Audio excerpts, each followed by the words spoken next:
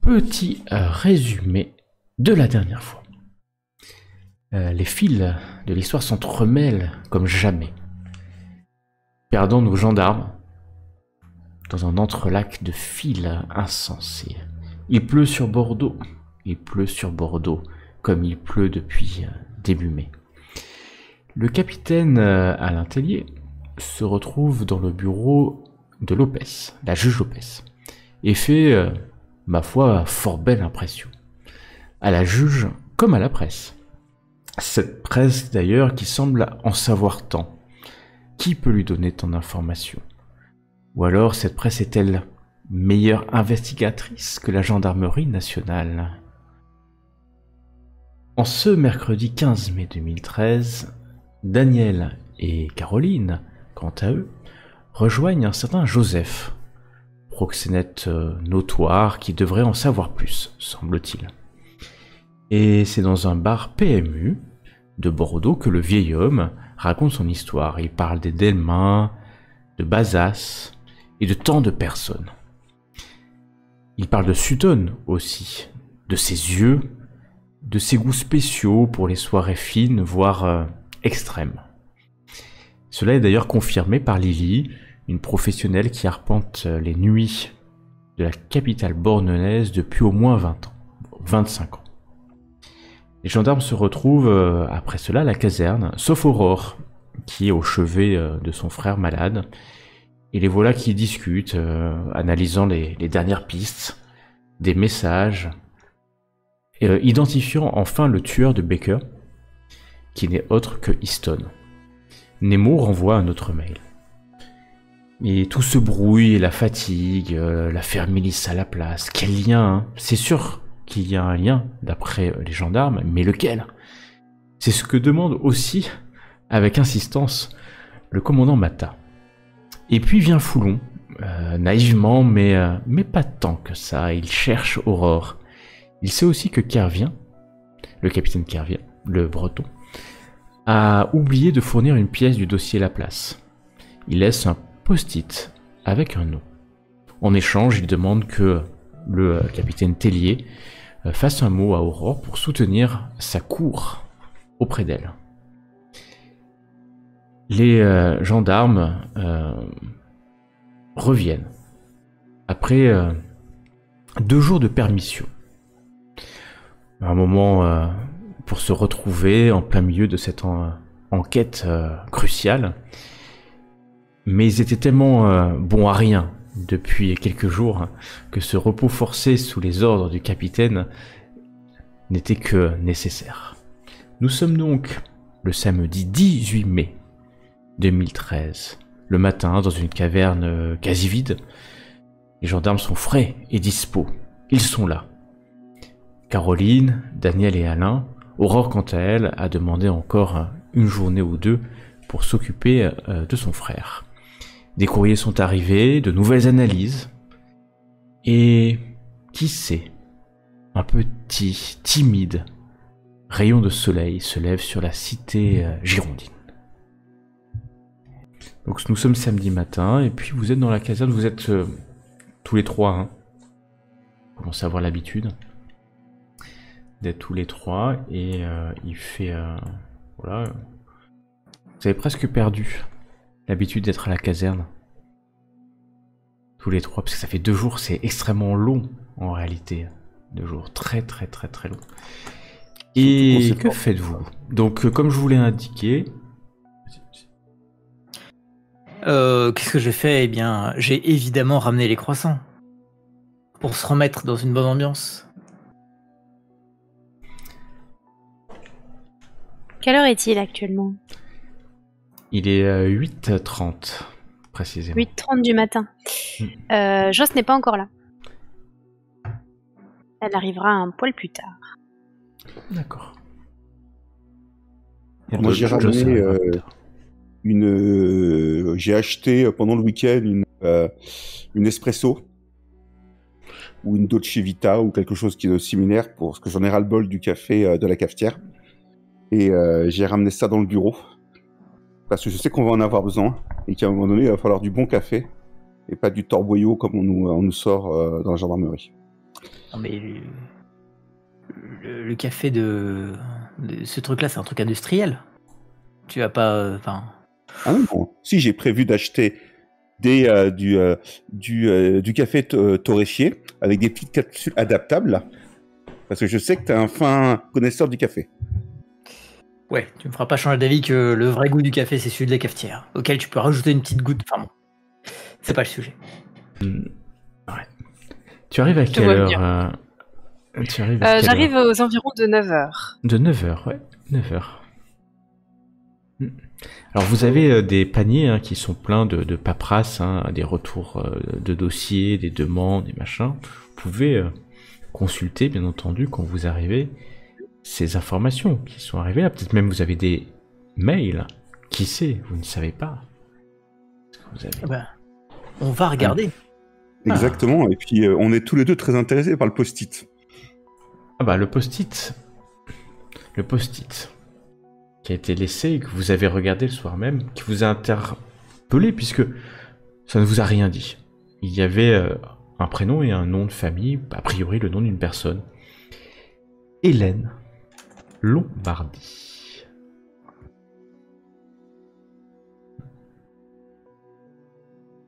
A priori une femme. Mais peut-être est-ce un prénom et un lieu, la Lombardie. Moi, je te propose, si tu veux, Brochard, tu t'intéresses au post-it et moi, je regarde les mails qui sont arrivés. Ouais, ça marche. Le post-it, il y a écrit ça. Donc, Oui, bon, je vais chercher, voir s'il n'y a pas quelqu'un qui a fait une certaine actu. Je suis pas grand spécialiste de Google, mais je tape dessus pour voir ce qui ressort. Alors sur les moteurs de recherche assez modernes de 2013, tu vas pas retrouver grand-chose. Même... Non, rien. Rien en fait, comme ça, de manière directe. Il faudrait que tu cherches peut-être un peu plus. En revanche, tu sais qu'il y a un dossier à ce nom à la gendarmerie, dans les dossiers de la gendarmerie. Et tu vas trouver Oui. Qui est accessible de mon ordinateur. Qui est accessible de ton ordinateur. Il y a une référence. Il y a une référence au dossier. Ça s'appelle le dossier Hélène Lombardi. Voilà. Et par contre, ça n'a pas été numérisé. Et donc, il faut aller aux archives. Mais il y a un numéro de référence qui te permettrait de trouver aux archives. Et si tu cherches, t'es pas le spécialiste, c'est ça le problème. T'es pas le plus gros spécialiste de l'utilisation de cet ordinateur qui est devant toi, c'est moins qu'on puisse dire. Mais tu arrives quand même à voir le dossier a été compulsé récemment et certainement par, tu t'en doutes, par la section de recherche du capitaine Kervien. C'est un vieux dossier. C'est un dossier des années 90. Donc ça... Eh ben, je vais me lancer à la recherche de sa version papier, si elle existe. Ouais. Elle doit exister, mais comme elle doit être dans un bureau. Donc si elle est plus aux archives, elle doit être dans un bureau puisque vous l'avez pas. Le deal qui avait été passé, si je me souviens bien, c'était qu'on avait accès à tout le dossier sur un temps la place. Tout à fait. Tout le dossier à la place. Et ce dossier-là n'est pas forcément corrélé. En tout cas, le nom ne ressort pas dans ce qu'on a regardé du dossier à la place. Ah non, il y a... Non, ça, je vous l'aurais dit, si ça vous avait... Vous aviez vu ce nom quelque part, je vous l'aurais dit. Non, c'est... Il n'y a pas de lien, en tout cas dans les notes qui sont présentes et dans les dossiers Mélissa Laplace avec ce dossier Hélène Lombardi. Mais quand tu jettes un coup d'œil par le couloir, là, à une quinzaine de mètres dans les bureaux, tu vois le bureau vitré, le haut vitré là du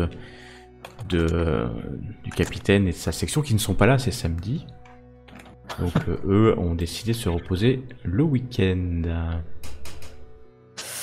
Ça tombe bien parce que je crois que j'ai les clés de leur bureau, hein, comme de tous les bureaux du coin. Donc je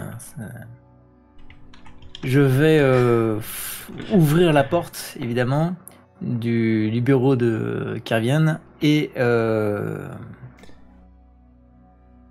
aller faire fouiller, voir si je peux pas trouver Alors une t'as bonne la tasse de clé, café. t'as la clé. T'as la clé. Peut-être que tu avais des clés, effectivement. Et quand tu arrives, tu vas voir que la serrure a été changée. Tu sais pas, il y a quelques temps, peut-être. Et par contre, tu sais qu'il y a quelqu'un qui a les clés. C'est au poste d'entrée à la garde. Là, forcément, ils ont tous les doubles des bureaux, au poste de sécurité ou voilà. Donc c'est pas très compliqué de le trouver en réalité, mais ça a été changé. Tu l'avais depuis quelques mois, peut-être pour des raisons de confidentialité. Bon, assez surpris, je vais essayer d'aller récupérer les clés en expliquant que c'est pour une affaire judiciaire. Il a oublié de nous remettre le dossier. Enfin, bref, des broutilles d'ordre judiciaire. Alors, quand tu vas arriver à l'accueil, d'ailleurs il y a Joss qui arrive à ce moment-là. Elle vient de l'extérieur. Et quand tu arrives à l'accueil, et puis tu as un officier. Oh, c'est un lieutenant, mais même pas un lieutenant qui est là, un gendarme à l'accueil et à ta demande. Et ouais, il te regarde, il sait que tu es un officier respecté et il va te donner le double, bien sûr, hein, pas de problème. Il va te donner le pass en fait, hein, le pass de la caserne. C'est très bien, et je la remercie. Et vous le ramenez quand même dès que vous avez ouvert votre porte. bien sûr. Ouais. Vous croyez que je vais aller faire les dossiers des copains? Je crois rien. Je vous fais confiance. Vous prendrez bien une chocolatine? Jamais pendant le service. Mais il t'en prend une, quand même, en passant. Et puis il dit, donnez-en une aussi au lieutenant Joss. Vous avez une petite mine, lieutenant, ce matin. Ouais, mais j'ai pas faim, merci. En plus, les chocolatines, ça n'existe pas. Bref, Brochard, vous avez perdu la clé du bureau ou... C'est ça, c'est exactement ça. Il faut manger, ma petite dame. Hein. Ouais, c'est un gendarme assez fort du coin. Il est fait avec l'accent que je ne sais pas faire du sud-ouest. La chocolatine et puis un peu de café, ça va vous requinquer. Non, mais sans façon, vraiment pas. Bon, allons ouvrir ce bureau. Quand tu vous montez par les escaliers, vous êtes tout. Il y a vraiment quasiment personne. Et tu vois, Joss, que Tellier est en train d'essayer de compulser ses mails dans son bureau, la porte grande ouverte. Brochard, elle est ouverte cette porte. Mais qui t'a dit que c'était celle-ci que je voulais ouvrir? Je me lève et j'ai fermé ma porte. Hop. Faisant comme si je n'avais rien entendu. Qu'est-ce que... Attends. Brochard, qu'est-ce que tu fais? Qu'est-ce que je fais? Oui. Je fais mon travail. Votre porte est ouverte. Tu veux ouvrir quelle porte? Tiens, je crois que t'es en retard, non? Oui. C'est pas la première fois. À ta place, j'irai faire mon job en espérant que Telly gueule pas trop fort. J'espère que c'est une blague. Hein. Ok, très bien. Vas-y, joue au cow-boy. J'ai rien vu, j'ai rien entendu. Et je rentre dans le bureau de Telly. Oh, dans votre bureau. Hein. Ouais. Et Antoine est en train... Alain, c'est pas Antoine. Alain est en train de compulser ses mails. Alain, il n'y a pas de mail particulier. Des demandes d'informations complémentaires pour faire avancer des analyses. des informations sur quelques éléments, mais rien de particulier. C'est vraiment l'administration banale. Et donc, si tu cherchais un mail de Nemo, par exemple, il n'y a pas de mail de Nemo. Voilà. D'accord. Et il n'y a pas d'autre. Il y a un mail de Mata qui demande où t'en es là sur les liens, parce que bon, sur les liens entre les affaires, la place. C'est ça. Et fait, puis la vôtre.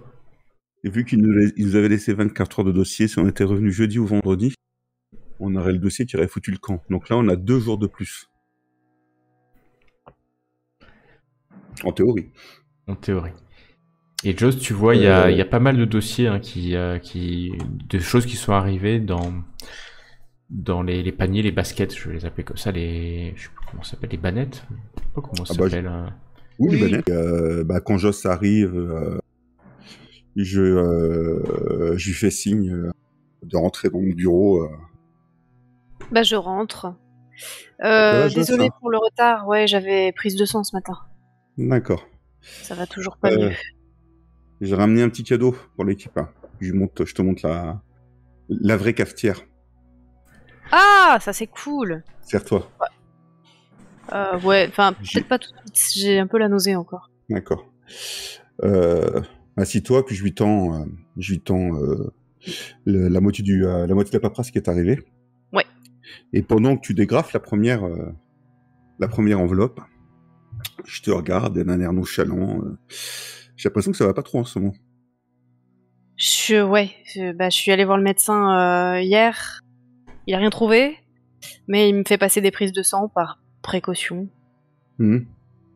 T'hésites pas si t'es fatigué. Hein. À un moment donné, je suis d'accord pour que le devoir passe en premier, mais à un moment donné, si tu n'arrives plus à suivre parce que ça ne va pas, qu'est-ce que vous... pas que des militaires. Qu'est-ce que vous pensez que je fais mal mon travail parce que je suis malade? Non, c'est juste un constat. Je te vois, là je parle pas en tant que supérieur, hein. Je te vois arriver avec une mine défaite depuis quelques jours maintenant. Tu me parles de médecin, y a pas de souci, je suis conscient que tu es quelqu'un de responsable, mais aussi le bien-être de l'équipe fait partie un peu de mes prérogatives. Donc, si tu as besoin de te confier ou d'avoir de l'aide, on a des instances dans la gendarmerie. Maintenant, je peux comprendre que t'as pas envie de forcément te confier aux instances. Donc sache qu'il y aura une oreille ouverte, que ce soit moi, Rochard ou Huard, si elle est pas là. Même si elle est pas là pour le moment. Écoute, Alain, j'apprécie beaucoup ce que tu fais. Tu peux remarquer que Joss te vous voit en général et elle te tutoie. D'accord. J'apprécie beaucoup ce que tu fais, mais ça va aller. Je t'assure, je suis une grande fille et je vais m'en sortir. Et dès que j'ai des nouvelles, dès que j'ai des résultats, tu seras au courant, évidemment. D'accord, je veux juste savoir ce que j'ai et à partir de là, ça ira mieux. Parce qu'à mon avis, je suis pas le seul à m'inquiéter, sauf que je suis le seul peut-être à l'exprimer. On a tous nos problèmes, hein. On a tous nos problèmes, comme tu le dis. Sauf Brochard. Qu'est-ce que je l'envie, celui-là. Brochard, c'est Brochard.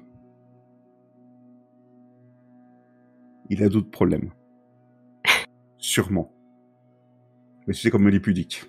Et je sors le premier dossier que je reçois de quel expéditeur d'ailleurs?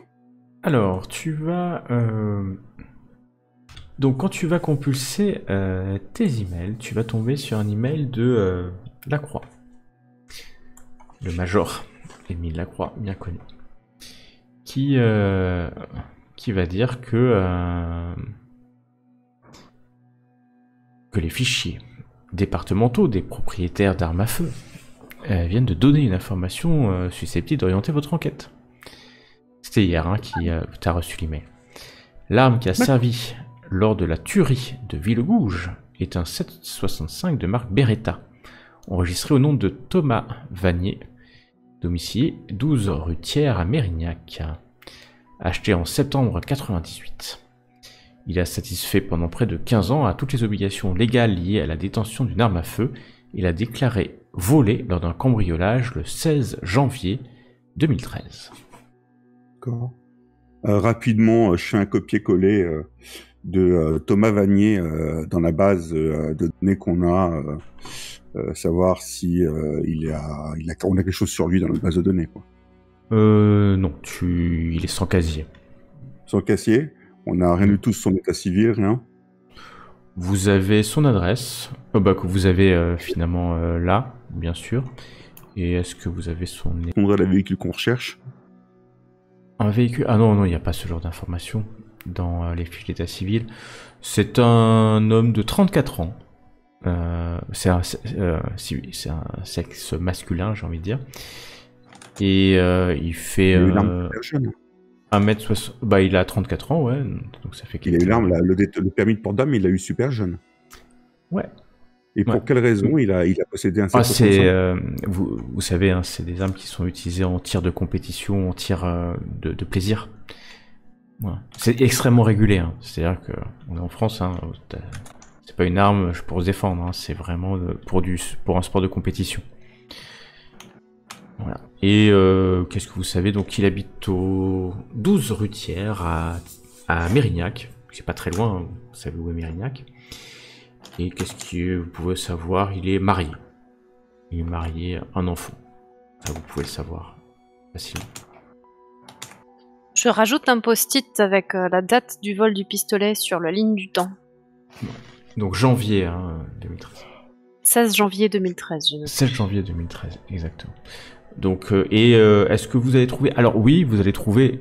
par conséquent, vous allez quand même trouver dans votre base de données un petit sujet sur une déclaration de cambriolage. Voilà. Donc il y a eu une plainte qui a été adressée pour cambriolage. On a les détails qui sont mentionnés dans cette plainte? Non, il n'y a pas les détails parce que c'est en plus la police de Mérignac et pas la gendarmerie, donc malheureusement. Je pense que la personne qui a volé donc l'arme sera le tueur. Et pour savoir que cette personne possédait une arme, il fallait soit le connaître, soit faire partie du club de tir, mais dans ce cas, la personne aurait également eu une arme. Je pense que c'est quelqu'un de l'entourage de Thomas Vanier dont il faut s'intéresser. Ou alors cambriolage, revente de l'arme.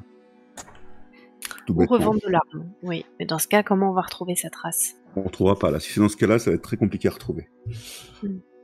À moins de s'adresser à quelqu'un qui est un peu dans le milieu de la revente de contrebande d'armes, tout ça. Mais personnellement, je connais personne dans ce milieu-là, malheureusement. Alors, par contre, ce qu'on sait, et je pense que notre ami Brochard pourra pas me contredire parce qu'il sera revenu.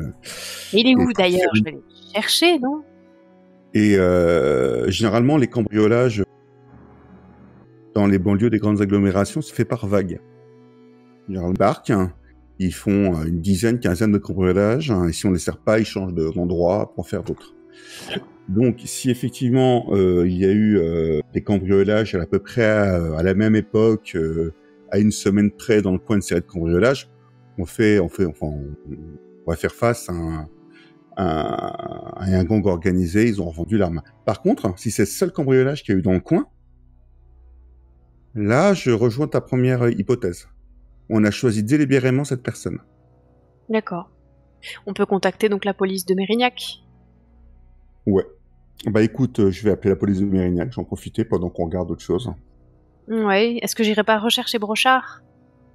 Bah écoute, il va revenir, il est grand. Ouais, vous me cachez des choses tous les deux. Hein. Bah écoute, moi tout ce que j'ai fait, c'est que j'ai amené une cafetière, il aime pas le café. Ah oui, c'est le café, c'est ça, ça l'a fait fuir. Donc tu vas appeler le commissariat central de Mérignac pour avoir des informations. Pendant ce temps, nous allons retourner voir Brochard. Brochard est dans le couloir, il a un passe à la main. Mais que va faire Brochard? Telle est la question. Bonne question, et donc je vais faire une perquisition évidemment. Je vais ouvrir le bureau du Breton. Et je vais commencer à farfouiller. Tu vas commencer à farfouiller. Tu farfouilles gentiment ou tu farfouilles Bon, je commence gentiment, hein, après tout. C'est un sale con peut-être, mais moi aussi. Donc à ce jeu-là, il joue juste sa partie, sinon ça me dérange pas. Donc je commence sommairement à regarder s'il n'y a pas un dossier avec ce nom-là qui apparaît sur le dessus d'une tranche, un truc un peu vieilli quand même, parce que j'imagine que c'est pas forcément d'aujourd'hui. Ouais, ça a 20 ans. Et donc tu vas tomber sur un dossier. Il n'y a pas grand-chose dans le dossier en réalité. Mais tout de suite tu vas voir la note de synthèse. Et c'est quoi? Il y a même un rapport de légiste dedans. Un vieux rapport de légiste qui date du 14 juin 1992. Donc ça a quand même pas mal de temps. Et ça va parler, tu vas tomber sur un crime horrible, sur une adolescente de 17 ans. Un crime qui n'est pas résolu depuis plus de 20 ans. Hein. Donc il était c'est pour ça qu'il était toujours dans les archives et pas complètement détruit.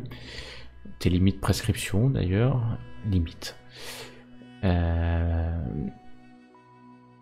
Et très vite, tu vas voir des points communs dans la description avec l'assassinat de Mélissa Laplace. C'est peut-être pour ça que le dossier attirait l'attention de Carrien. Donc Hélène, elle est issue d'une famille de militaires. Tu vois que l'analyse dit que c'était une rebelle. Hein. Rebelle contre son père, un colonel catholique assez sévère. Et le 14 avril 1992, elle a disparu après une énième dispute avec ses parents. Et prévenu, et les gendarmes de Mérignac, la police de Mérignac a conclu à une fugue. C'est Mérignac d'ailleurs, tiens, c'est étrange. Même jour. Hélène a emporté quelques vêtements, un peu d'argent, et a été envoyé un avis de recherche qui a circulé parce que c'est une mineure, elle était mineure, hein, sans résultat. C'était le 16 avril qu'elle a disparu, et le samedi 13 juin 1992 à 5h40 du matin, un passant a découvert le cadavre d'Hélène Lombardi sur un chemin forestier à moins d'1 kilomètre de la maison de ses parents. Elle était morte depuis une dizaine d'heures, mais elle a vécu un très long calvaire. Et donc tu vas tomber sur l'analyse du médecin légiste. Hein. Donc une jeune femme de 17 ans, 1m65, 65 kg, cheveux blonds, visage défiguré par de l'acide, énucléation de l'œil droit, énucléation de l'œil gauche, traces de flagellation répétées, certains qui ont remonté à plusieurs semaines, d'autres toutes récentes quand ils l'ont trouvée, hein, elle a disparu en avril, hein, elle a été retrouvée en juin. Traces de coups, coupures, abrasions sur tout le corps, compatibles avec des passages à tabac répétés, mais en plus elle a des blessures internes, traces d'anciennes fractures ouvertes à la jambe, des lésions génitales ante-mortem et post-mortem. Donc cohérente avec la présence de plusieurs violeurs qui semblent avoir utilisé des préservatifs pour éviter des traces. Et donc impossible d'en retirer des informations à groupe sanguin ou autre. Les parents ont bien, le colonel Lombardi, puisque vous le savez c'est un militaire, ont bien identifié la victime, qui était quand même difficilement identifiable. L'énucléation a été causée ante-mortem. Ça veut dire ce que ça veut dire. Les blessures sur le visage ont également été causées ante-mortem. Et la cause de la mort est un arrêt cardiaque, probablement provoqué par une douleur intense. Voilà, et effectivement, ça peut vous rappeler, enfin ça te rappelle, et ça pourrait rappeler les tortures subi par Mélissa Laplace. Mais voilà, il n'y a pas de lien direct. Et d'ailleurs, dans les notes que vous voyez, il n'y a pas de lien avec un Laplace. Là, elle a disparu on ne sait pas trop où. Elle a été retrouvée près de Mérignac, à 1 kilomètre, je sais pas. Bon, fais-moi quand même un petit test de santé mentale. C'est marrant d'où il habitait. Il n'y a pas l'adresse. Il y a une. Oui, si tu vas trouver une adresse. Oui. Tu vas trouver une adresse qui est. Ouais. Très bien. Ça fait mal. Donc il habitait voilà, à Mérignac, 5 allées des Hirondelles. Un quartier qui peut-être a bien changé depuis 20 ans. C'était peut-être à la périphérique de la ville. Mais tu vas rester immobile pendant quelques minutes face au choc de ces dossiers, mais tu te reprendras vite, puis tu es tout seul, donc ça va pas trop se voir, après tout. Voilà ce que tu vas trouver. Le dossier a pas grand chose. Tu vois que Carien a fait quelques notes. Ils ont regardé, mais le dossier a été vite abandonné entre guillemets dans les archives parce que ils trouvaient pas. C'est certainement encore une fois parce que la même chose, c'est-à-dire qu'ils ont fait toute l'enquête de voisinage, des parents, etc. La probité de la famille n'est pas voilà, remise en question. Ils ont mis sous écoute les parents, mais en plus c'est ce qui était notable dans le dossier Lombardie, c'est qu'il y a beaucoup de temps entre la disparition et retrouver le corps. Donc voilà, les parents avaient porté plainte directement pour disparition. Après, il y a eu des témoins qui ont dit que c'était en avril, ils l'avaient vu, hein, donc c'est pas juste les parents qui l'ont vu. Donc voilà, il y a eu une enquête assez approfondie qui a finalement donné un espèce de classement, surtout que vous vous rendez compte que les parents ont porté plainte, hein, surtout un colonel, mais que dans le dossier, il n'y a plus rien après. Il n'y a plus rien. C'est-à-dire qu'il n'y a pas, vous n'avez pas l'impression que ça a été relancé par des avocats, ou il n'y a plus grand-chose, il y a peut-être que la gendarmerie qui s'en occupait. Ok. Voilà, parce que d'habitude, il y a toujours des lettres des parents dans les dossiers qui expliquent qu'ils ont peut-être un élément nouveau, il faudrait, voilà, des choses qui peuvent dire que le dossier vit. Ne serait-ce que parce que leur avocat va leur dire ramenez toujours quelque chose, on sait jamais. Au moins, ça les forcera à ouvrir un courrier, à s'en occuper. Mais là, vous voyez que oui, pendant quelques mois, il y a eu voilà, des choses, mais après plus rien. Ce qui ne conclut pas la police de l'époque à dire que c'est les parents. C'est pas du tout leur conclusion. Voilà sur ce que tu vas prendre là comme ça en quelques instants en compulsant les notes de Carien. Je vais aller faire quelques photocopies quand j'aurai repris un peu ma contenance. Ouais. Et ensuite je reposerai tout ça et je vais prendre un moment avant de revenir dans le bureau, dans notre bureau. Ouais. Donc voilà, vous avez toutes les dates, hein. Tu fais ça, tu fais les photocopies, vous avez toutes les dates, si vous avez noté, parce que voilà, c'est bien sa date du 14 juin 1992 pour l'examen. Et je vous ai dit quand est-ce que le corps a été retrouvé et quand est-ce que la disparition a eu lieu. Parce que comme vous vous intéressez à faire maintenant des... Je précise les dates. Alors... Et donc Brochard va revenir dans le bureau. Bien 20 minutes après. Hein. 20-25 minutes après, le temps de lire un peu, rester immobile dans le bureau. Faire des photocopies. Puis il y a des photocopies à la main. Pendant ce temps, donc, nous allons revenir vers vous. Joss, parce que Joss, tu ne restes pas à rien faire pendant ce temps. Tu es non, là. Je continue à éplucher les dossiers. tu es là à éplucher, et donc tu vas recevoir, comme Aurore est pas là, tu vas aussi recevoir des informations. Tu vas recevoir des informations sur Cooper et Vicker. Tu vas avoir un mail de Niels, du CID, de la veille, et qui, en résumé, te dit simplement Cooper et Vicker n'existent pas. Ah.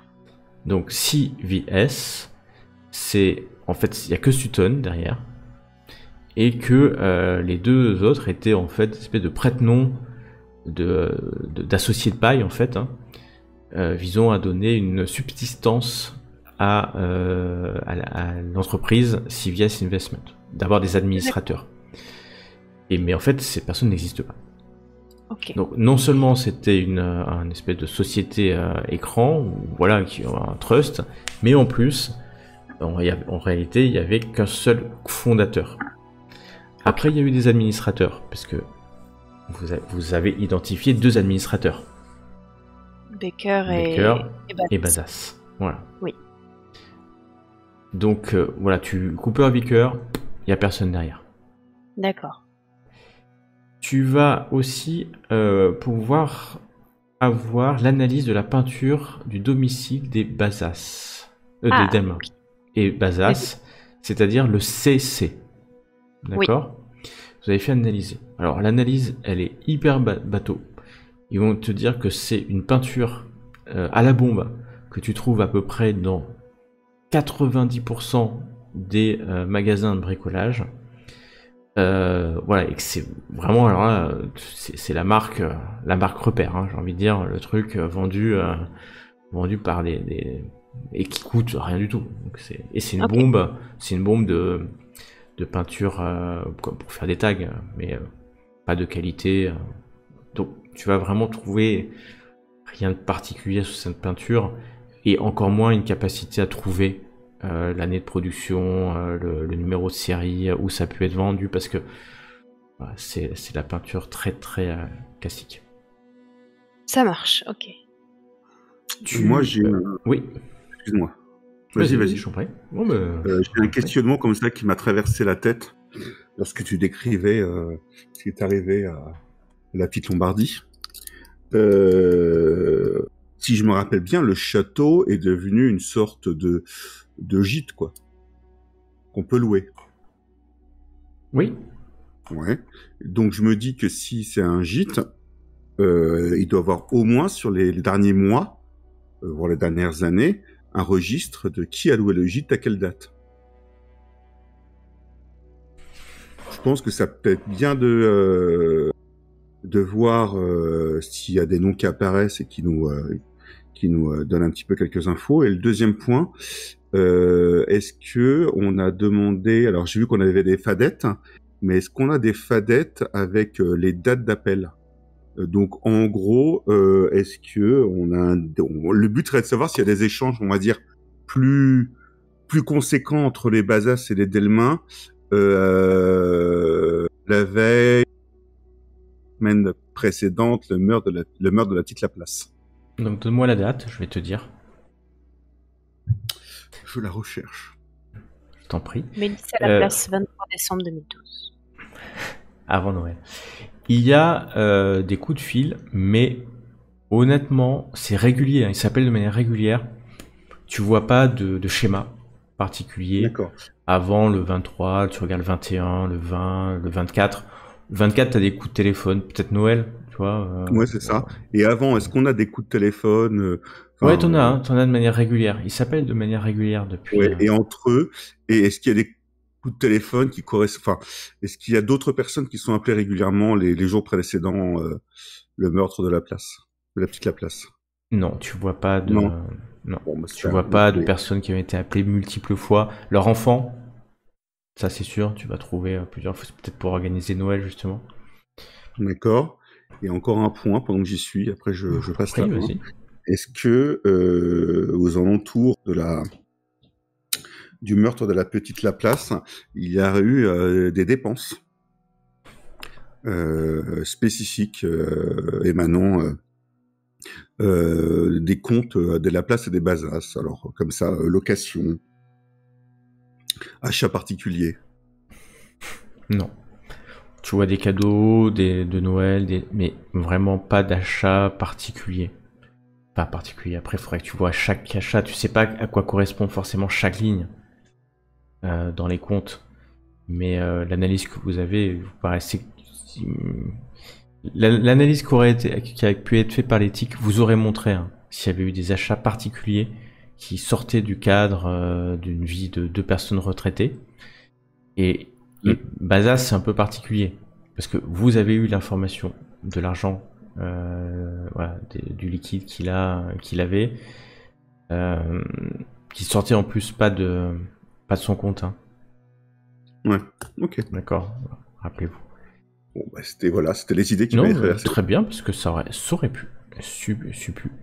Et d'ailleurs, en parlant de relevé téléphonique, vous aviez demandé le relevé de téléphone d'Emmanuel Lormier. Oui. Et il est arrivé le jeudi matin.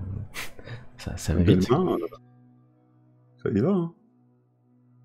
Et si vous, voilà, ça y va beaucoup. Ça y va beaucoup. Bazas aussi. Easton. Oui, Easton, on a un contact entre Dormier et Easton. Ça alors. Un assassin et un potentiel assassin. Ouais.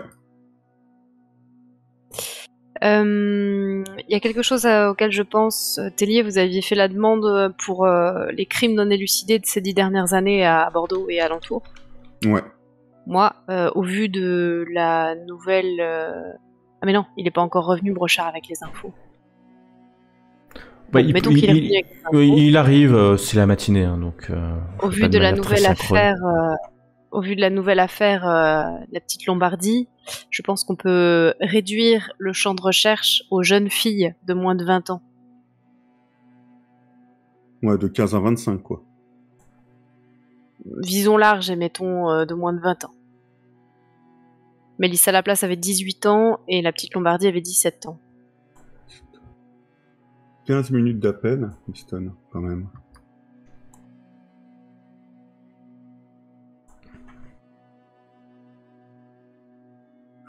Donc de retour dans notre bureau, je vous explique de quoi parle le dossier Hélène Lombardie.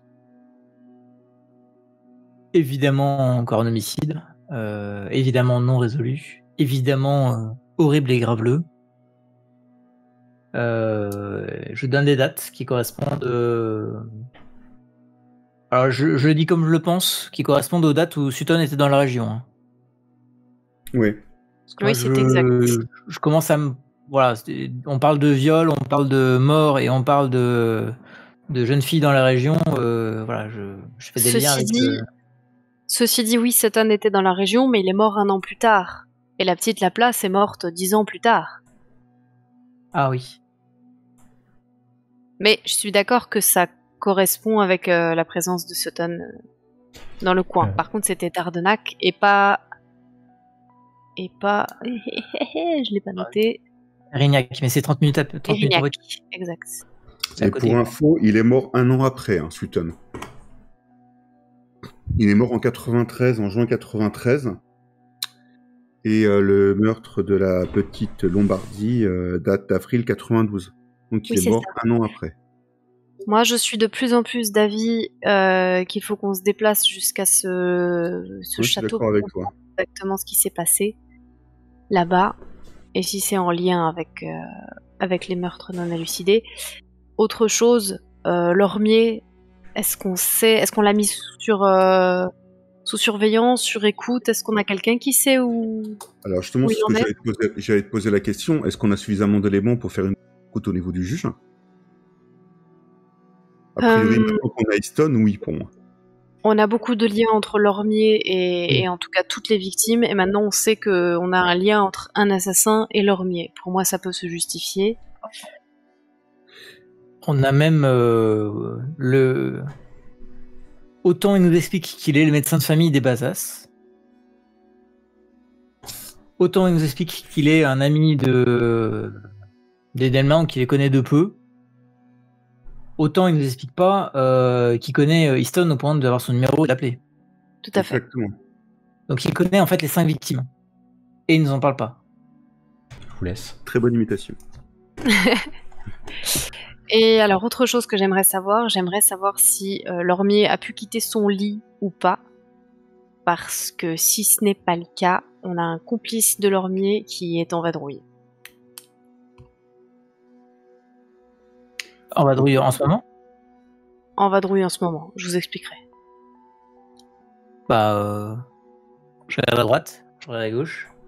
Il y a Pourquoi personne. utiliser un futur et pas nous expliquer maintenant? Parce que Fermez c'est la porte. un petit peu délicat. Disons que j'ai mené une partie d'enquête seule leur procédure. Ah, c'est intéressant, dis-je en souriant. Je vais me prendre un café. Tu veux un café? Un fort. C'est bien, Joss, tu progresses. Je progresse, j'en sais rien, mais en tout cas, j'ai des pistes qui me poussent à dire que Lormier a un complice qui rôde encore actuellement, à moins qu'il ne soit sorti de son lit entre le moment où on est allé le voir et le moment où on est allé au 2+2. On est bien d'accord que s'il a un complice, il est entré en contact avec lui récemment. Tout à fait. D'accord, donc il est sur la fadette. Attends, Tellier. Je vais juste m'asseoir C'est ça. pour écouter ce que Joss va nous raconter. Parce que elle qui pousse des yeux effarouchés quand je dois payer un tonton pour avoir 2-3 infos. Moi, ce que je J'ai te hâte. propose, Joss, c'est que tu nous prépares un bon café. J'ai filé un coup de téléphone à la gendarmerie d'où dépend les Lormiers pour leur demander qu'ils passent régulièrement devant la maison pour nous alerter éventuellement d'un changement quelconque, la voiture qui bouge, etc. Ça te laisse le temps de préparer un café tranquillement et puis nous, on va se mettre à nos aises. J'ai un petit canapé dans mon bureau qu'on a négocié comme ça, un petit canapé. On va tous les deux s'asseoir dans le canapé, Brocheur et moi. Je déplace la chaise de mon bureau confortable pour Joss en face de nous. Et puis voilà, moi j'appelle, je reste debout et j'appelle la gendarmerie du coin pour Lormier. De quelle ville tu appelles? Je la retrouve. Et Joss, ton téléphone vibre dans ta poche. Permettez, le café va refroidir, mais c'est important. C'est juste un SMS. C'est un SMS. Parce que j'en Donc ai tu aucune. regardes le SMS. Tu regardes le SMS. Ok. La gendarmerie de Targon. Exactement. Et tu les avais déjà mis dessus ou pas? Non. Il me semble qu'on ne les avait pas contactés de façon Officiel. officielle. Vous aviez dit que vous vouliez le faire, mais... Ouais, on n'avait pas eu. Donc Caroline, tu Pas fais en- quoi pendant... Targon, ils vont te répondre qu'ils sont pas trop au courant, mais vous pouvez leur envoyer un ordre, bien entendu, et que ça sera fait au plus vite s'il y a besoin. Par les voies D'accord, officielles, bah, bien écoutez, sûr.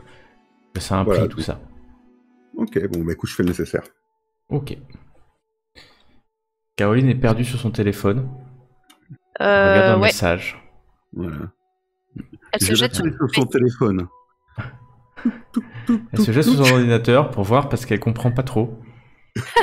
C'est ça. Quand elle décroche, Et- je lui fais « On t'attend !» Elle fait une recherche Google et elle trouve. Et elle trouve. Et elle se met à pleurer.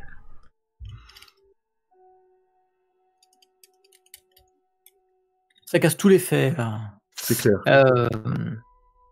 Je je regarde remets les boîtes de Tellier. mouchoirs sur son bureau. Ok. Elle descend la page de recherche rapidement quand tu approches, évidemment. Qu'est-ce qui se passe? C'est rien, ça me regarde. Ça va aller. Bon, on en était où? T'as nous raconter ta vie sous-marine. Vie sous-marine? Ah, ça. Après avoir été voir... je vais y arriver, excusez-moi. Je me mouche. Alors attends, pendant que tu te touches, t'es en train de nous expliquer que pendant les 2 jours off qu'on nous donne, tu mènes l'enquête de ton côté toute seule? Et que Mais non. quand on vient au travail, t'es pas à l'heure et ensuite tu traites tes problèmes perso. Mais bienvenue dans la gendarmerie. Est-ce que tu trouves ça drôle, peut-être? Non, pas drôle. Mais T'as pas de cocasse. quelque part, tu te rends compte où est ta vraie famille. Où est ta vraie famille?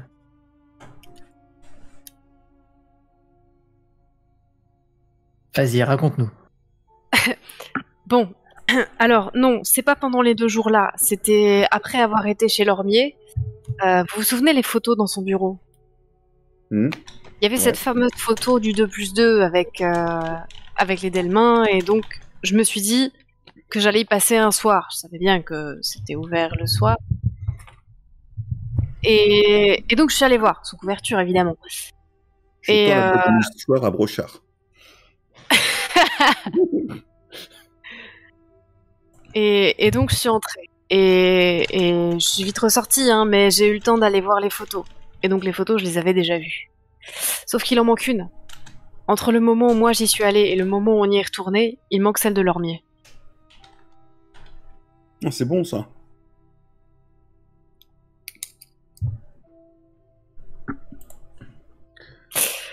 Donc, soit Lormier s'est levé de son lit et est allé retirer cette photo, soit Lormier a quelqu'un qui l'aide, qui est allé retourner, qui savait qu'on allait passer et qui allait retirer cette photo avant qu'on arrive.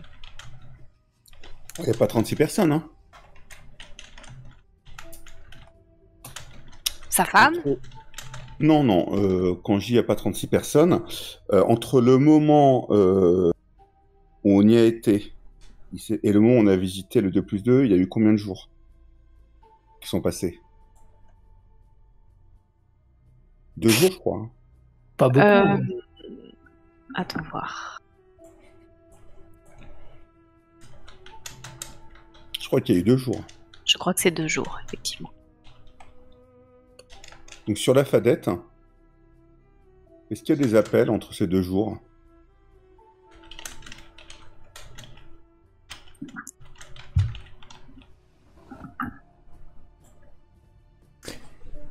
Non, il n'y a pas d'appel particulier.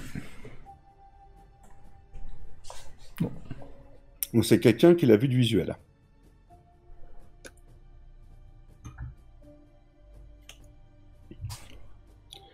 Sachant qu'il était censé être au lit, il reste sa femme, Ou bien lui-même. Oui, sa femme, il reste aussi son assistante, on va dire, entre guillemets.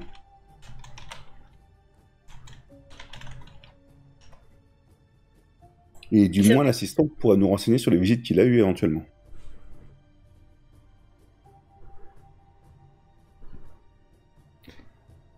Caroline est beaucoup sur son téléphone, hein, étrangement. Alors, en parlant des fadettes, je vois que le nom de Texier, j'en ai parlé tout à l'heure, mais je le redis parce que ça m'a l'air important. C'est pas moins de... Il a finalement été appelé quasiment autant que Bazas, la durée longue. Donc voilà, ça... On est bien d'accord. Son nom apparaît, donc Texier, je sais pas qui c'est, mais en tout cas son nom apparaît aussi sur un appel de Bazas, sur la fadette de Bazas. Je l'ai pas retrouvé, je crois, sur la fadette des Delmain. Non, pas chez Delmain. Mais en tout cas, le nom apparaît sur les 2 fadettes. Donc, Ouais, je suis d'accord avec toi. Bon, de toute façon, il faut qu'on bouge. Moi, je propose qu'on essaie de lancer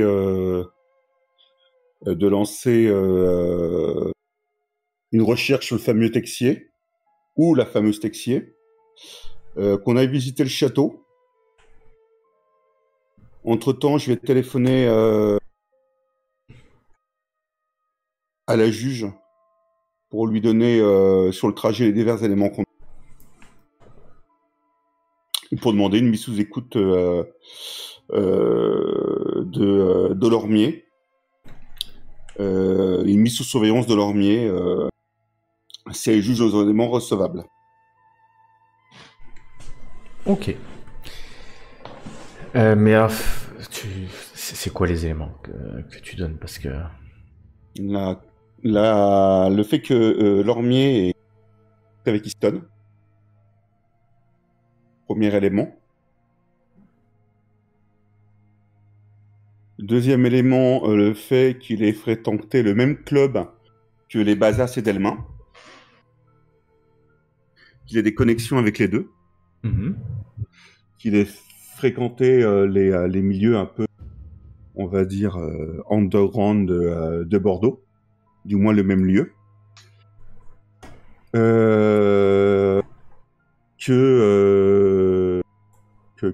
Après c'est subjectif, hein, c'est que ouais, sa maladie me semble un peu jouée, mais bon, et qu'on voilà. Aidez-moi les autres, est-ce qu'il y a des choses qui me...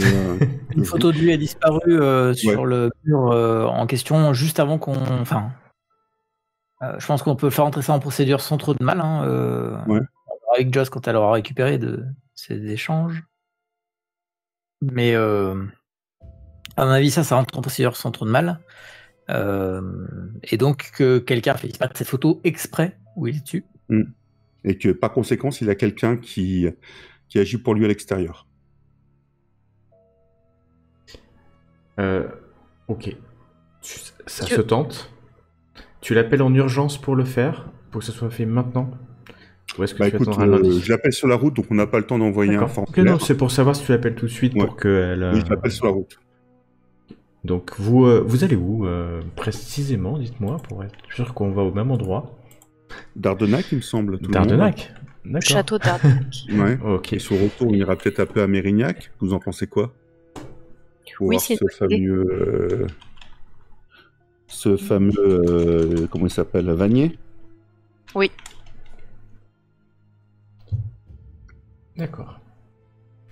Donc tu veux aller, vous voulez aller, pas que toi, à Dardenac. Très bien. Et ben vous allez prendre la route. Alors, Joss, tu conduis? Non, je vais laisser le volant. Joss, laisse le voir. Brochard. Oui, pas de souci. Ok. Conduire avec le téléphone. Vous quittez la ville de Bordeaux à vive allure, sous la main experte du capitaine Daniel Brochard, qui connaît parfaitement les rues de la cité girondine. Et vous allez emprunter une route nationale, départementale plutôt, nationale, qui va vous amener pas loin d'Ardenac. C'est un petit village d'Ardenac, tout petit village. Et donc vous arrivez à Dardenac et vous voulez aller, donc j'imagine, où ça à Dardenac, parce que Dardenac est un village. Au château de Dardenac, c'est là-bas que je nous dirige. Ou au café de l'église pour avoir les rumeurs. Enfin, le café de l'église, le café de la mairie ou le café des sports. Ok. Le café de la mairie, le café des sports. Tous les 3 cafés qu'il y a au minimum à chaque fois dans le village français. Le PMU. Le café de la gare. Voilà, donc petite image, là c'est un peu Dardenac, c'est une vieille, c'est la vieille pierre à Dardenac. Ouais. Moi je propose qu'on aille déjeuner là-bas. Et d'ailleurs vous allez passer à côté d'un endroit que vous... Voilà, qui s'appelle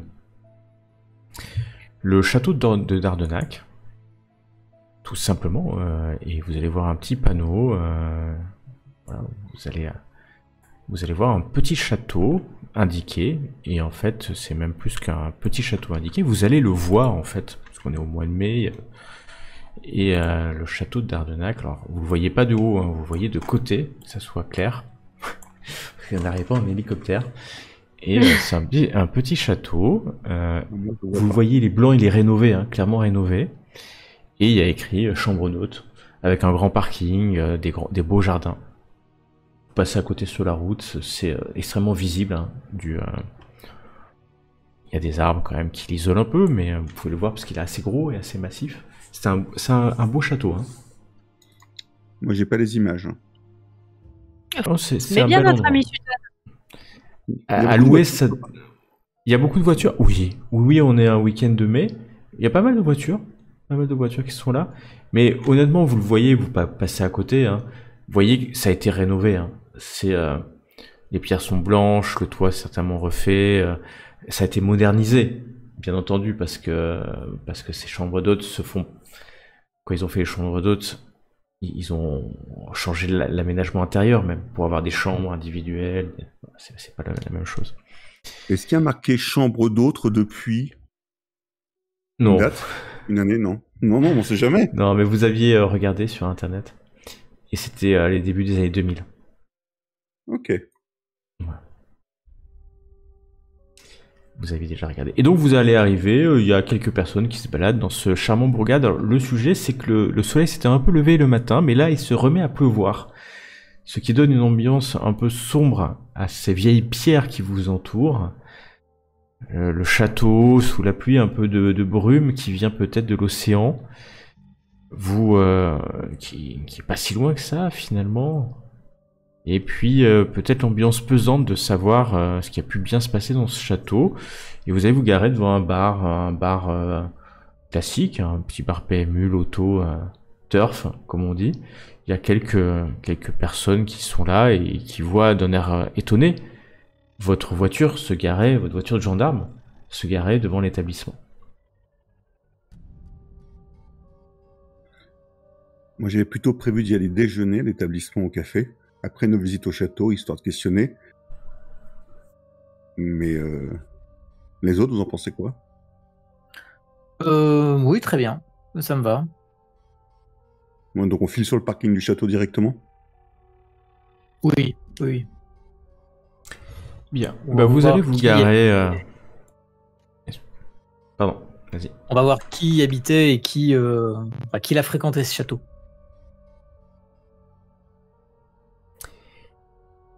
Donc vous vous garez sur un parking assez, comme je vous disais, assez bondé, assez plein en tout cas, qui est accessible depuis la route. Il y a quelques arbres qui dissimulent la propriété des yeux extérieurs. Bon, clairement, le jardin a dû être réaménagé aussi il y a pas longtemps parce qu'on en a fait un jardin avec bien aménagé avec des bancs, des petites fontaines. Voilà, tout ça respire en fait l'hôtel, pour être très très très clair. Et donc vous allez arriver dans un accueil où dès qu'on vous voit arriver quand même les gendarmes, tout le monde vous regarde, hein, parce que la voiture de gendarmerie attire forcément les regards quand vous descendez. Est-ce qu'on a eu la bonne idée d'y aller en uniforme, histoire de foutre un petit peu la cagaille dans l'hôtel en arrivant? À vous de me dire, j'ai pas de... J'aurais bien dit on est en intervention, donc oui, on est en uniforme. Non, on y va en uniforme, histoire de mettre un petit coup de pression à l'hôtel, tout doucement.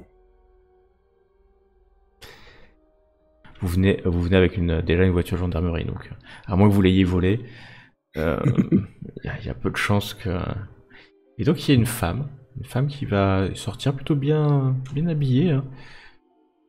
Des habits bourgeois, on va l'appeler comme ça, qui descend le perron venant certainement se renseigner de ce qui est de votre venue. Hein.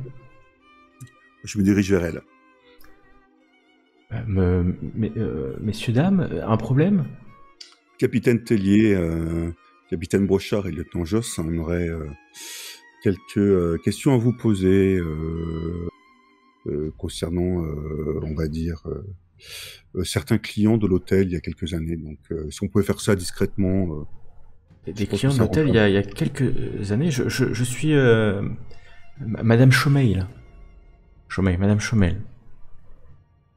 Je suis avec mon mari Jean, la propriétaire. Oui, très belle bâtisse, hein. Vous avez très bien rénové. Hein. Merci, mais je ne sais pas trop comment procéder parce que mon mari n'est pas là. On vous suit. Si vous voulez faire ça discrètement, voilà. Moi, ça me dérange pas. Hein. Après, elle va prendre son téléphone portable quand elle va rentrer et elle va appeler un numéro. Jean, je suis avec des gendarmes, ils me disent qu'ils veulent des informations sur des clients. Jean, mais qu'est-ce que je fais? Et elle est devant vous, hein. Pardon. Vous voulez me le passer? Ouais, non, mais c'est bon.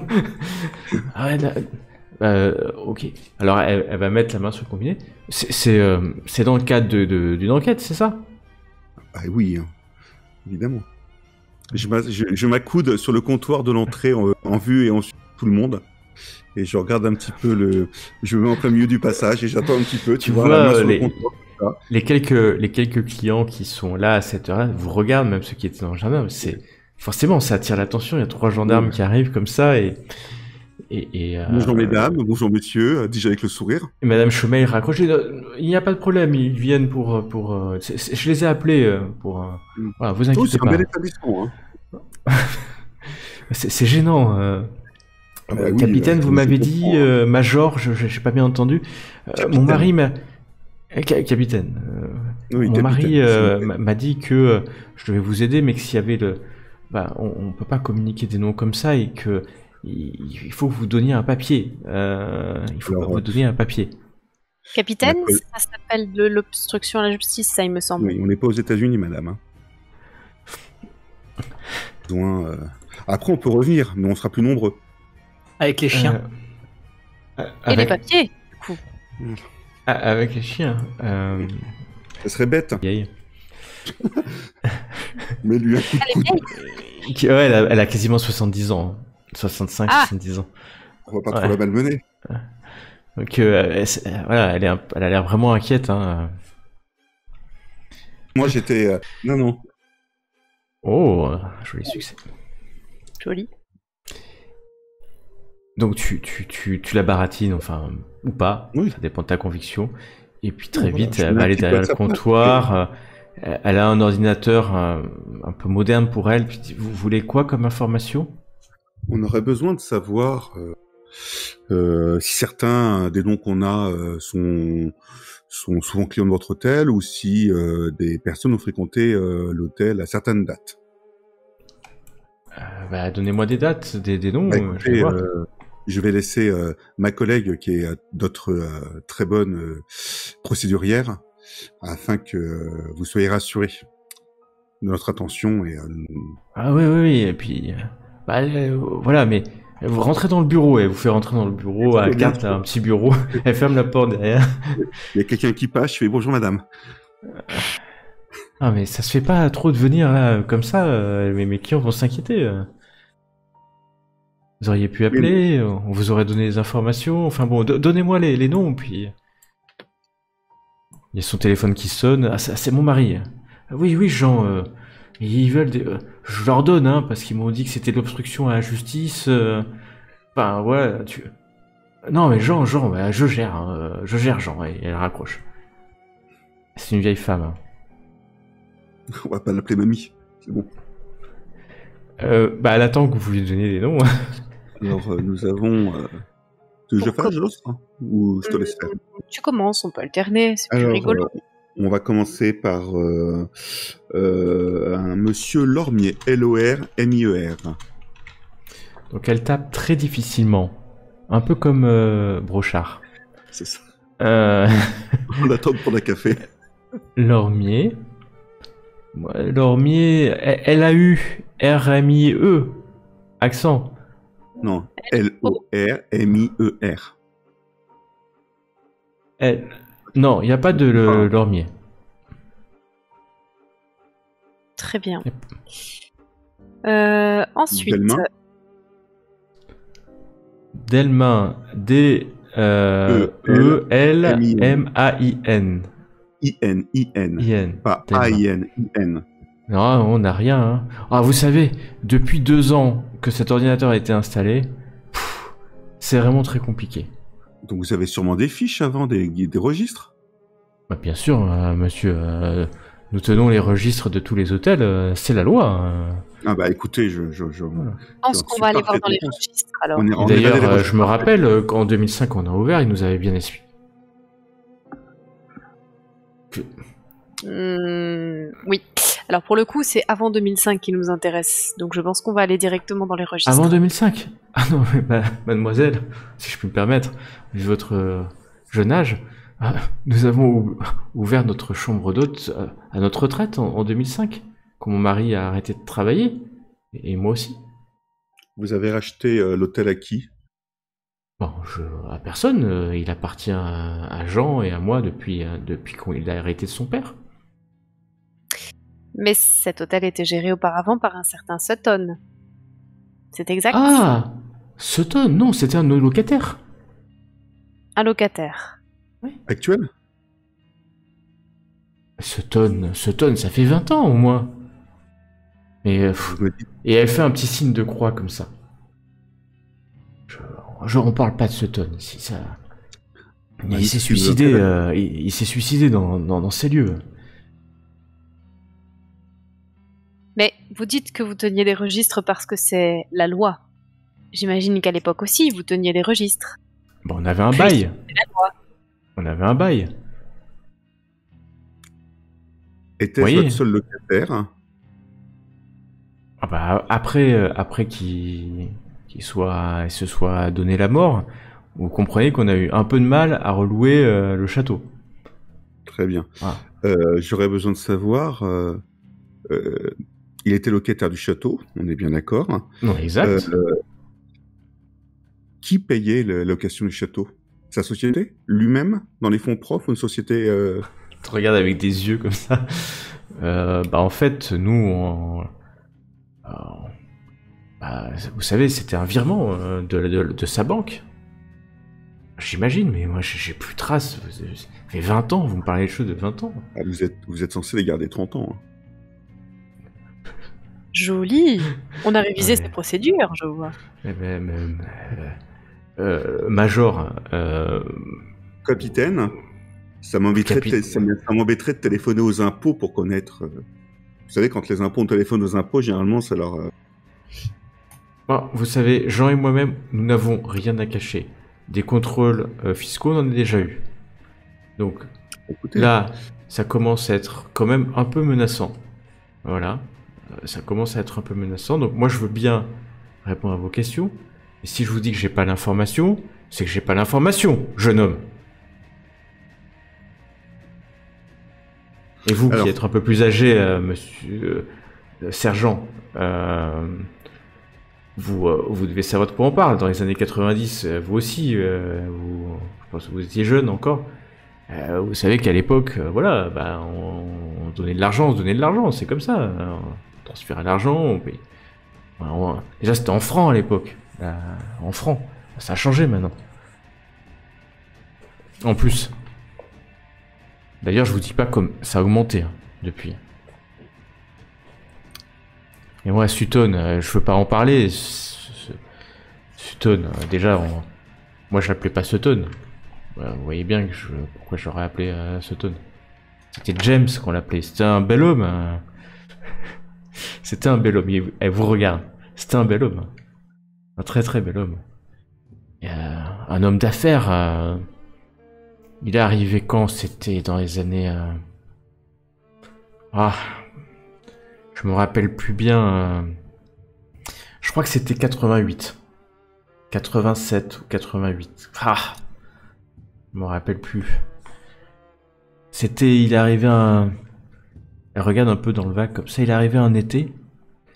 J'étais jeune. Moi, j'avais la cinquantaine à peine. Puis ce bel homme... Je me rappelle, il est... Voilà, avec cette prestance, il est arrivé avec cette marque anglaise là de voiture, avec le volant pas au bon endroit. oui. Une Bentley. Et puis il s'est garé, il nous avait appelé, enfin c'était pas lui, c'était une de ses assistantes. On lui avait préparé tout, on avait meublé. Alors il avait des exigences, on avait acheté des meubles, on avait reçu... je lui dis, 10 000 francs. 10 000 francs lourds, hein. 10 000 francs lourds. Des francs nouveaux. Qu'on avait. Et on lui avait meublé des boudoirs, des chambres. C'était pas comme maintenant, hein. Maintenant, on a fait des chambres, mais c'était des grandes pièces, hein. Avec la grande salle de réception en bas. Malheureusement, maintenant, on a fait un restaurant, donc c'est plus la même chose. Il était arrivé beau comme un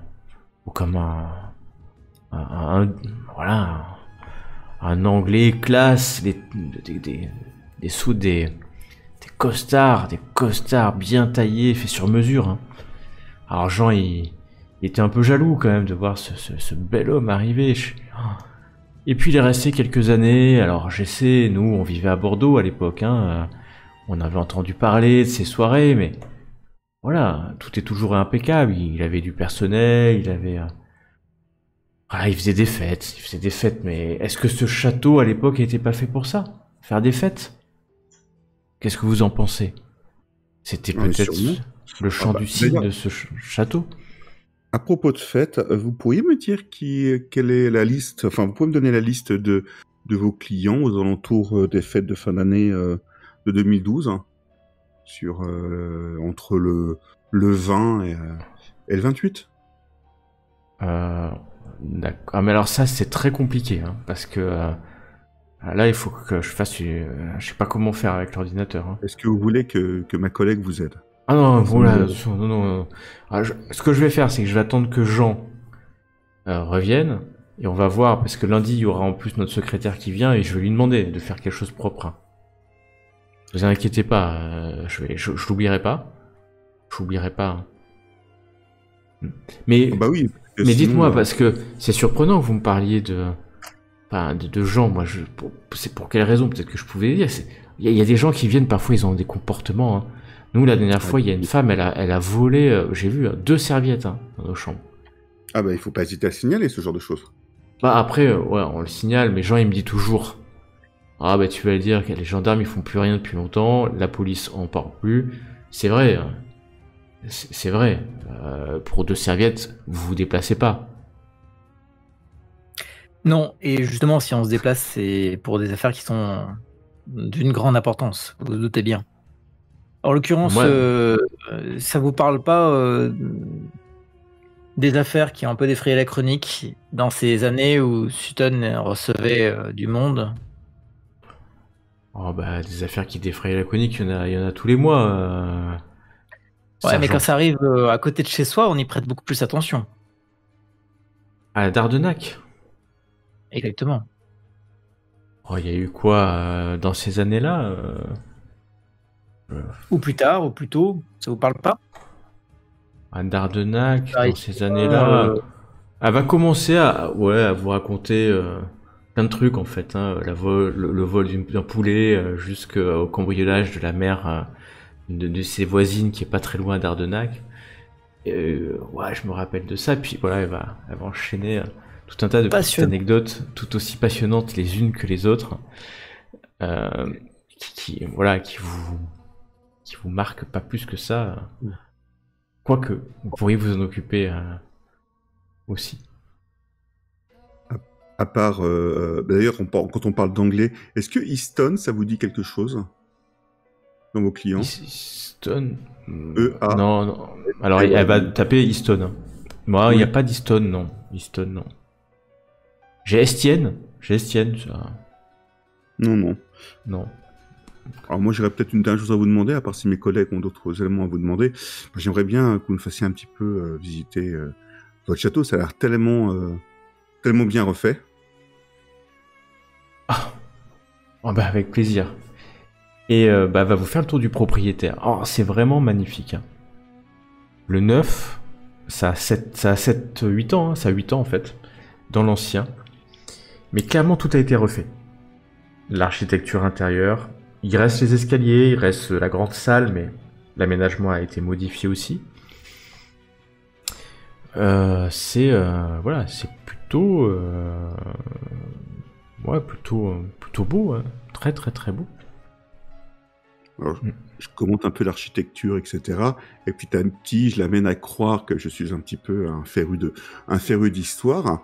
Et je l'emmène jusqu'à parler des fondations de ce château, qui est un élément historique de la région, hein. Et je vois que vous avez aussi refait les caves, parce qu'il y a des soubassements, c'est évident. Oh oui, on a refait toutes les caves. Elle peut vous amener à la cave, hein. C'est une magnifique cave qui a été restaurée, qui est une belle, très très belle cave à vin, où il y a des locaux techniques aussi, hein.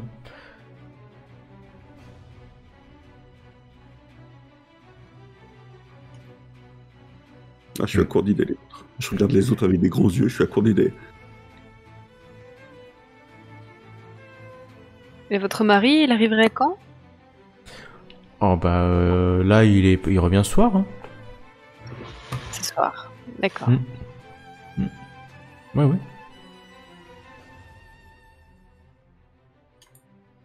Je la sens comment? Je la sens... elle fait partie de la même génération que Delmin, Easton. Je la sens comment? Je la sens sincère ou je la sens... on va dire... je sens qu'elle nous cache des choses ou pas? Tu la sens perturbée par le fait que vous soyez là, ça c'est sûr, mais elle répond suffisamment avec du recul ou du temps pour que ça soit honnête en fait. C'est pas quelque chose... elle ne cherche pas à dissimuler quoi que ce soit. Elle a été gênée quand même, clairement, j'espère que vous l'avez bien saisi quand vous avez parlé de Sutton. Elle était gênée, voilà, c'est pas quelque chose qu'elle a envie de parler particulièrement. Effectivement, ça n'a pas fait bonne publicité. Comment est-il mort? Sutton nous avait dit qu'il s'était suicidé, mais vous l'avez côtoyé dans cette période. Alors, non, on le côtoyait pas. Nous, ce qui s'est passé, c'est que il est mort. C'était. Alors oui, je me rappelle, c'était en juin 93. Il est mort. Voilà, la police nous a appelés. Il y avait ce qui a été dit, hein, c'est qu'il nettoyait son pistolet et puis peut-être qu'il a eu une pulsion suicidaire parce que c'était quand même quelqu'un un peu, voilà, qui avait des tendances. Hein, il faisait des fêtes un peu particulières ici. Il aimait l'alcool, peut-être la drogue. Enfin bon, il a fait un signe de croix encore. Et qui sait d'autres choses. Et puis voilà, il s'est suicidé et c'est la femme de ménage quelqu'un qui l'a embauché, qui l'a trouvé. Le lendemain, il était mort depuis des heures. Nous, on a récupéré le château quelques jours plus tard parce que voilà, ça a été classé comme un suicide, semble-t-il. C'est moi, je pense que c'est peut-être un accident. Je voyais à Sutton, pour ceux qui l'ont connu, c'était quand même quelqu'un qui avait la force, vous voyez. Vraiment, c'était quelqu'un de vigoureux. Il était né dans les années 30, mais il était encore, il avait encore toute sa force. Hein.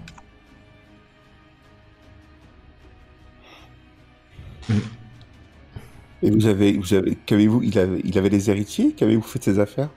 Ses héritiers? Oh, il avait, moi j'ai cru comprendre qu'il s'était marié 2 fois, divorcé.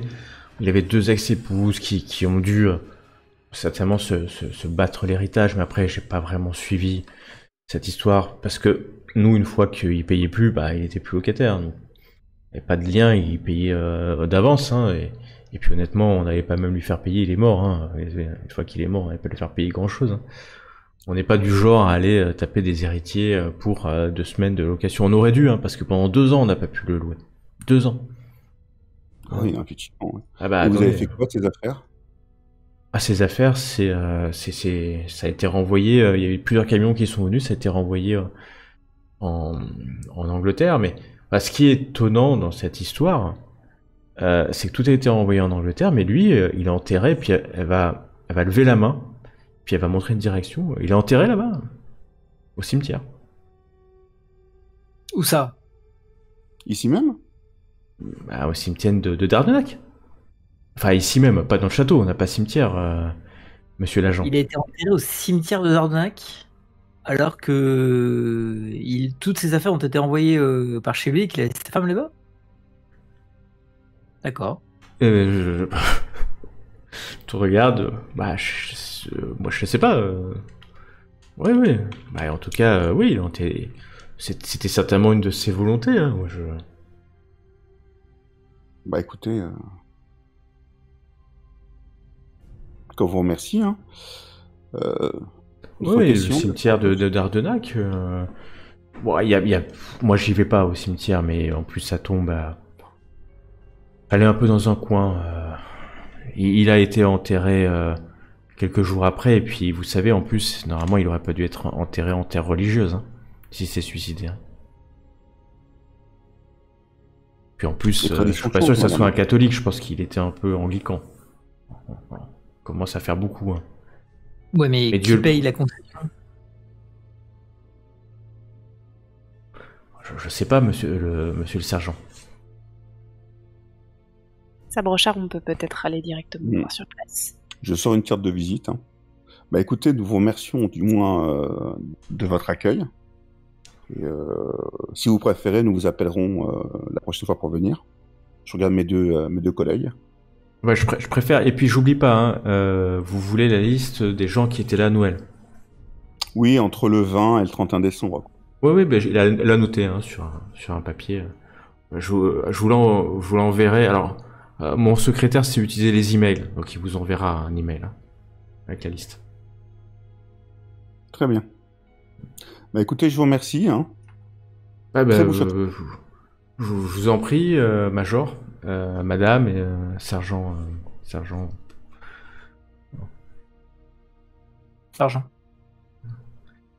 Et elle va vous ramener, elle est un peu perturbée quand même, puis elle fait un petit signe de croix, quoi, à vous voir partir quand même. Ouais, une bonne idée de savoir qui a payé la concession. Moi, j'avais idée aussi, on est bien d'accord qu'en cas de décès par balle, il y a sûrement un rapport d'autopsie qui traîne. Oui, tout à fait. Et je me pose aussi la question, qui a identifié le corps? S'il n'y avait pas de famille ici, quelqu'un a dû identifier le corps pour qu'on puisse être certain de la personne décédée.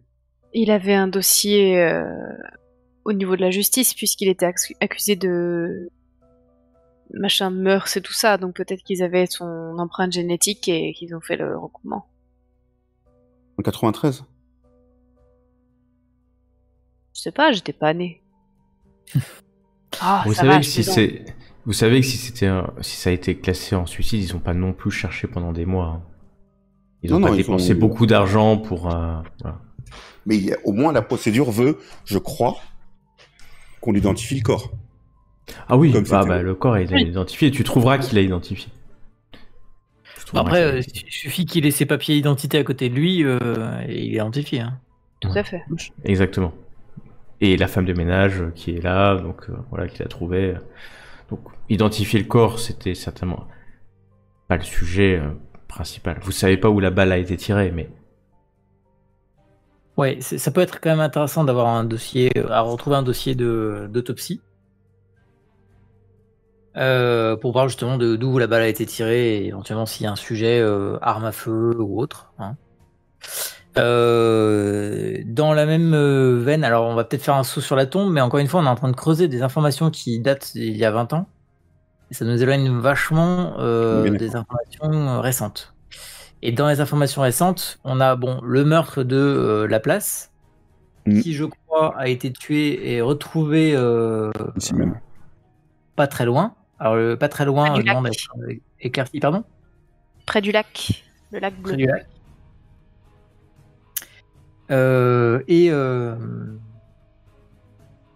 Et Laplace, elle habitait à La Sauve, qui est à côté en fait. Hein, c'est à quelques kilomètres de là. Mais je sais pas si ça va nous aider. On va pas refaire le dossier de Laplace. Hein. Je pense pas qu'on aille. Non, on est bien d'accord. Non, mais je suis d'avis que on poursuive, comme vous aviez dit, Tellier, la piste de Thomas Vanier à Mérignac, le possesseur de l'arme qui a servi à tuer les Delmans. Alors, tant qu'on est là, on fait peut-être la tombe. Et ensuite la tombe et peut-être la gendarmerie.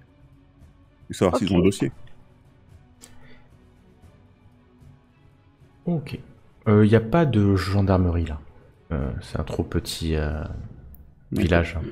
La gendarmerie dont il est pour. Mais la plus proche, c'est Targon. C'est Targon qui est. Je vais dire que c'est Targon. C'est soit Créon, soit Targon, je vais dire, ou Bran. C'est pas évident, c'est équidistant, donc ça va être Targon. Donc vous voulez aller au cimetière, c'est ça? Vous me dites, hein, je suis pas sûr que vous soyez tous alignés. Donc... C'est ça, oui. Bon, on va avoir une vieille pierre. Pas sûr que ça nous apporte quelque chose. Vous allez effectivement dans un petit cimetière. C'est vraiment un petit cimetière qui est accolé à une petite église. Non loin. D'ailleurs, tout est assez resserré. en réalité. Et est-ce que vous allez trouver la tombe? Voilà, vous l'avez trouvée dans une petite image de cette petite église, un cimetière, des tombes un peu autour. Hein. C'est vraiment petit, hein. Enfin, vraiment que ce soit clair. Hein. C'est pas un village, c'est pas un gros village, quoi. Et vous allez trouver, un peu éloigné des autres tombes, sous des arbres, une tombe. Une tombe propre, hein. Pas propre, nettoyée de la veille, mais voilà, qui est entretenue régulièrement.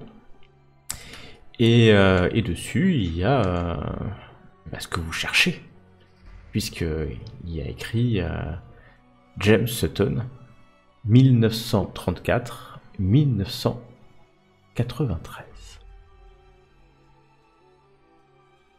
Exactement. Et il n'y a rien d'autre. Faire un tour à la mairie pendant qu'on y est. Hein. C'est une belle tombe. Hein. C'est une belle tombe. Elle a l'air entretenue. Elle a l'air entretenue, oui. Donc il y a quelqu'un qui vient dépoussiérer de temps en temps, quoi. C'est ça, mais il n'y a pas de fleurs. Il n'y a pas, voilà, il y a pas de couronne, de fleurs. Mais il n'y a même pas de petits trucs. Mon père, mes enfants, etc. Voilà. Non, c'est très sobre. Et elle est entretenue. Mais comme les autres tombes, après, bon, vous savez hein, que si il y a des services hein, comme ça qui peuvent nettoyer régulièrement votre tombe si vous prenez des concessions perpétuelles, mais ça coûte de l'argent. Ça coûte de l'argent et il faut continuer à payer régulièrement. Parce qu'il n'y a rien de personnel dans. Vous voyez, vraiment, c'est pas personnel. C'est pas quelqu'un qui vient déposer et nettoyer avec amour chaque matin la tombe. A priori, mais peut-être. Bon, au moins ça nous apprend qu'il est mort. Hein. Et deux, bah oui, mais au moins la vieille pierre. À 59 ans, il est mort. Alors, c'est quand même pas tout jeune. Et je dis ça parce que je m'en rapproche. 2, il avait quand même une vie vachement débridée pour quelqu'un de 59 ans. Et je vous dis ça en connaissance de cause. Bon, peut-être qu'il a pas la même vie que moi avec Nadine, mais en tout cas, il a l'air d'avoir quand même, enfin, jusqu'à sa fin, d'avoir une vie très aventureuse. Alors, je sais pas si les Anglais sont faits différemment de nous, ce qui m'étonnera pas au passage.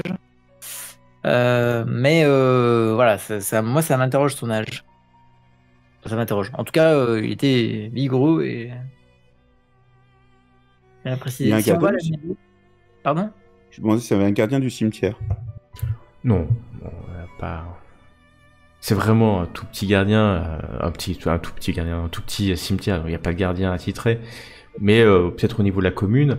Sauf que très vite vous allez à la mairie, elle est fermée. Hein. Bon, Ah oui, on est samedi. Voilà, on est samedi. Passé 16h, il n'y a plus personne. Voilà. Et en plus, c'est tellement un petit village que c'est même pas sûr que la mairie soit ouverte très souvent. On peut aller voir au bar s'il y a le maire. Ah, c'est vrai que ça serait crédible. Vous allez au bar. Ouais, il y a quelques personnes qui sont là. En tout cas, tu rentres, tout le monde te regarde, vous êtes en tenue. Il n'y a pas l'air d'avoir un maire. Bon, c'est pas évident de repérer. Et le responsable de l'établissement reçoit. Messieurs, dames, alors il est bientôt midi. Bon, on fait pas à manger, mais si vous voulez boire quelque chose. Un petit café, on fait pas de sandwich? Non, on fait pas de sandwich, monsieur l'agent. J'aurais essayé. On cherche à voir le maire, vous savez où il habite? S'il est dans le coin? Oh, bien sûr, je sais où il habite.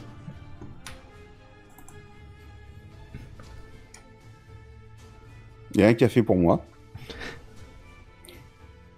Ok. C'est simple, hein, vous prenez la rue là-bas, et puis c'est la dernière maison, la maison un peu rose. Ouais, c'est chez monsieur le maire. Enfin, C'est monsieur un le maire. ancien propriétaire ou pas? C'est un C'est ancien... un ancien dans le sens, c'est une personne, on va dire, en fin d'exercice, fin professionnel. En gros, est-ce qu'il a 50, 60? Le maire? Non, pas le maire, le... Ah, pardon, excuse-moi. Non, il a une quarantaine d'années. D'accord. Ok, bah écoute, on vous remercie. Hein. Je regarde les autres, pas de café? Moi, je vais prendre un petit rouge. On est au travail, Brochard. Bah oui, sinon j'en prendrai un grand. Quelle question. Alors, vous avez la verveine? Oui, madame, bien sûr que nous avons la verveine. Oui. Il va te sortir voilà, de quoi boire de la verveine, sans problème. Un Earl Grey. Formidable. Un alcool. Ouais. Et donc il va vous donner l'adresse. Vous avez l'adresse. C'est un petit pourriche. C'est Ludovic Basti.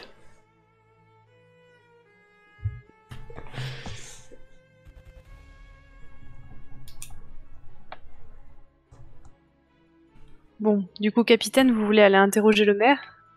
Je demande s'il a les archives municipales. S'il veut bien nous les ouvrir. Après, s'il veut pas, on passera par une demande légale, quoi. Autant qu'on y, enfin, vu qu'on y est, autant le faire. Oui, c'est vrai. Avoir les résultats du premier et du deuxième tour qu'on rigole. Hein.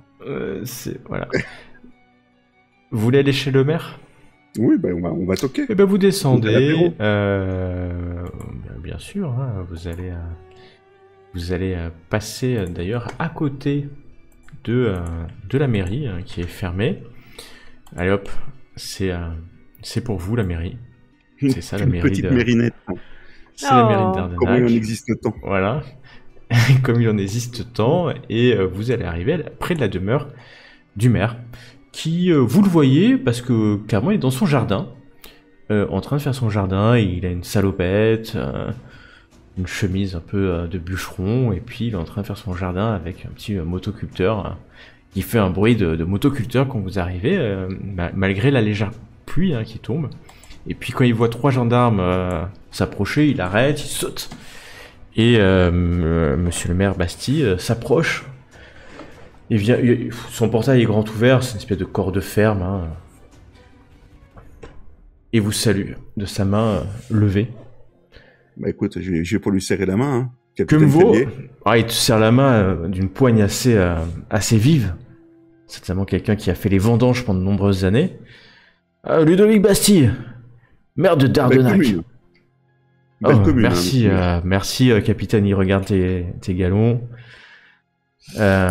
Capitaine, il te serre vigoureusement la main, Brochard, et il te salue de la tête, Caroline.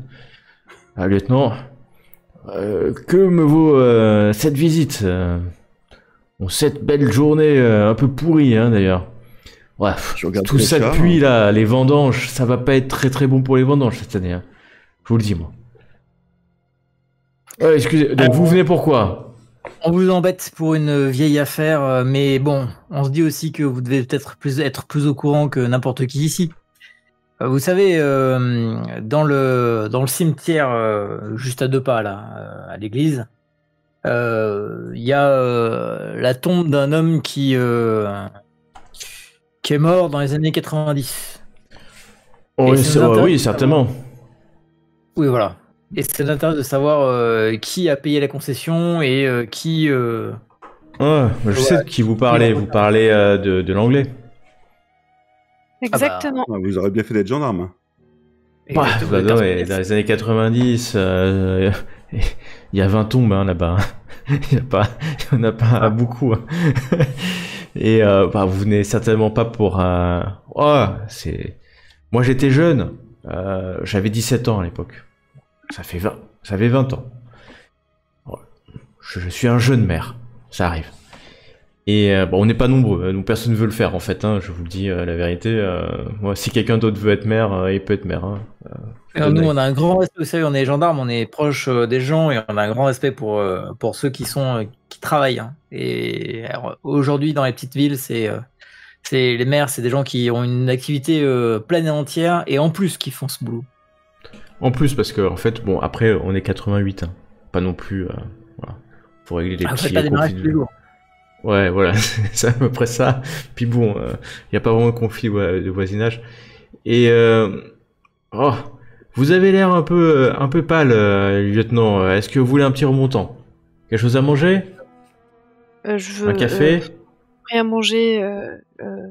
Vous auriez pas... non, ça ira. Non, c'est bien, ça va.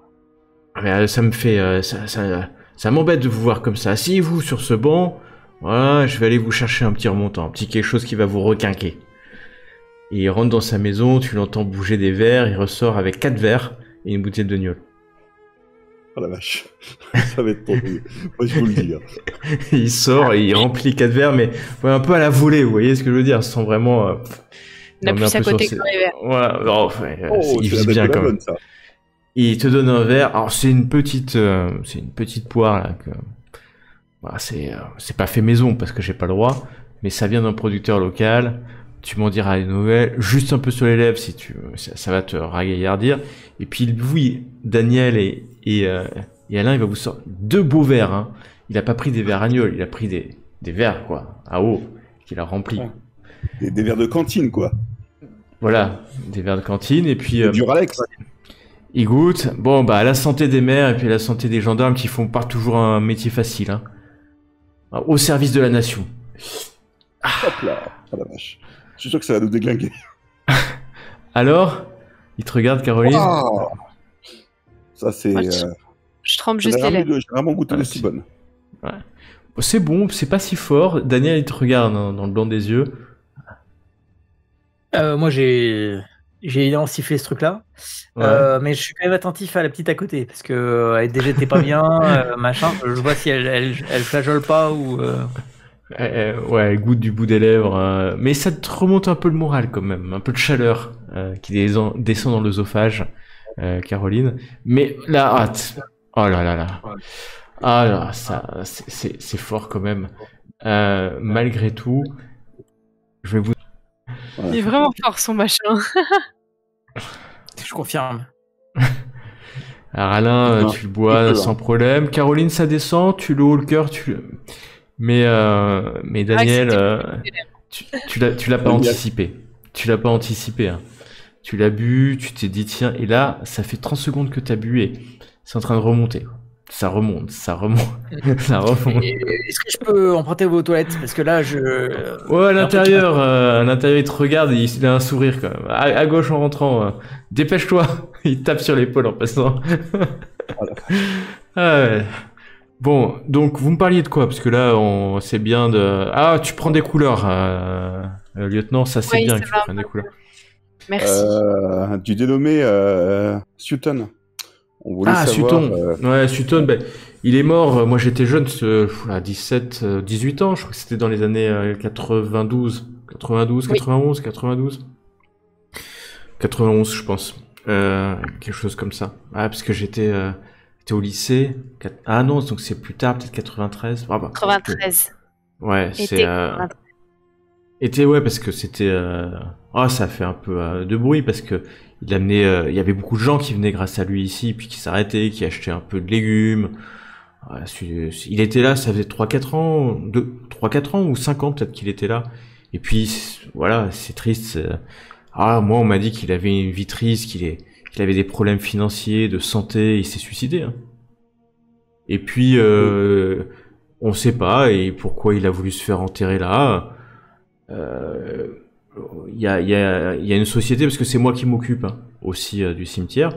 Il y a une société qui chaque année paye voilà l'entretien de la tombe. Voilà, il a quelque chose pour 30 ans. Bon, donc ça va s'arrêter dans une dizaine d'années. Puis après on le mettra comme les autres à la fosse commune. Hein. Voilà, c'est comme ça si personne ne paye. Hein. On rejoindra les ancêtres. Et vous avez le nom de la société qui s'en occupe? Oh ouais, c'est un truc anglais, investment, finance. C'est ça, vous savez. CVS, investissement. Ah voilà, CVS investissement. Ça va, capitaine? Il crie un peu. Ouais. Ouais. C'est le karma, ça s'appelle.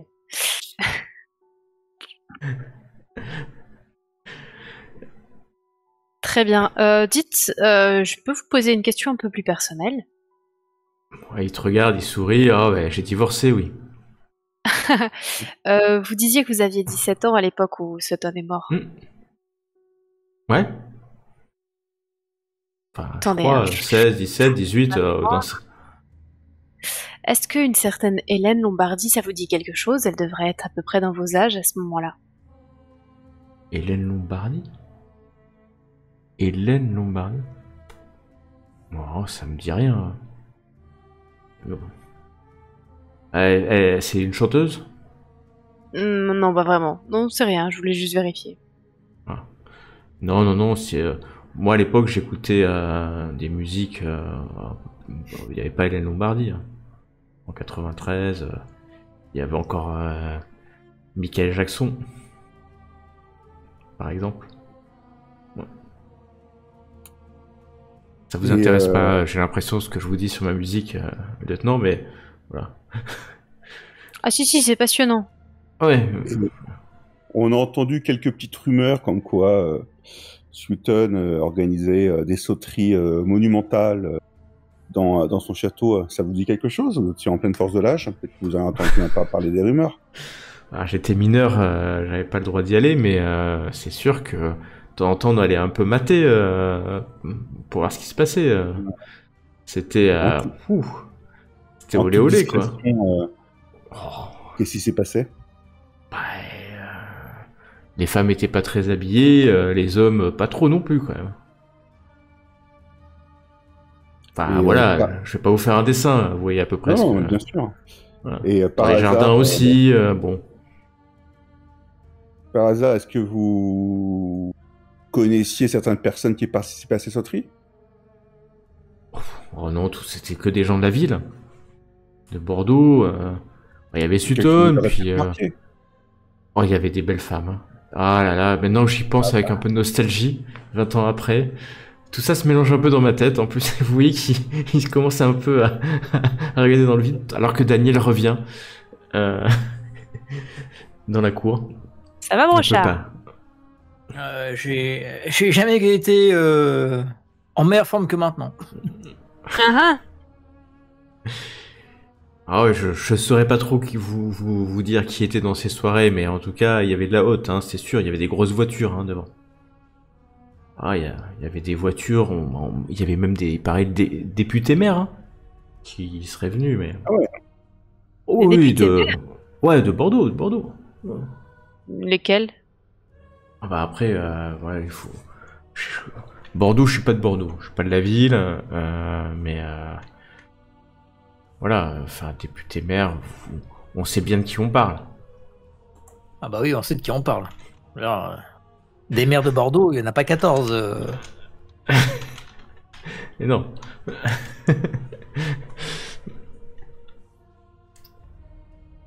Mais bon, chacun a le droit d'avoir sa petite vie. Hein.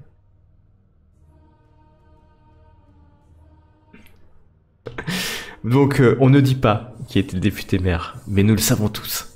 Au fond. Exactement. On va pas le citer. Hein. On va pas le citer, non. Pour la bonne cause. Ouais, il y avait lui, puis il y avait même... il paraît qu'il y avait même le patron de la gendarmerie. JFK 2 minutes. Ouais, oui, de l'époque. Il y avait des élus, des gendarmes, des tout. Il y avait tout, hein.